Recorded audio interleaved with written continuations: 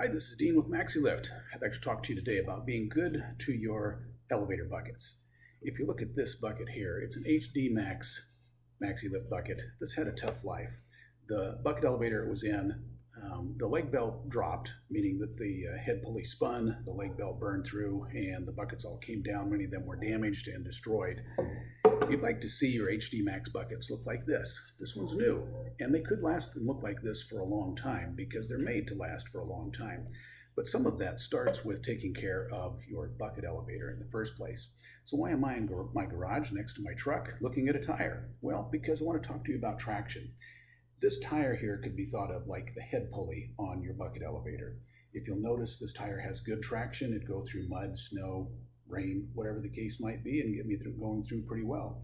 Your head pulley needs traction too because you've got a belt spinning on there, and on that belt are your buckets. And the buckets need to come up on the belt and need to be able to go over. You need to have traction on your head pulley.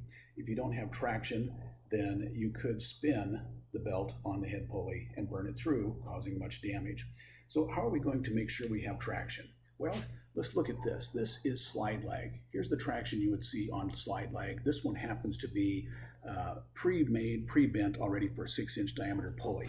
Now this tire here is approximately 30 inches diameter with the tire and the wheel. And so if you were to put this on there, it wouldn't fit. It's not going to fit the curvature. But the nice thing about slide lag is it comes in other options.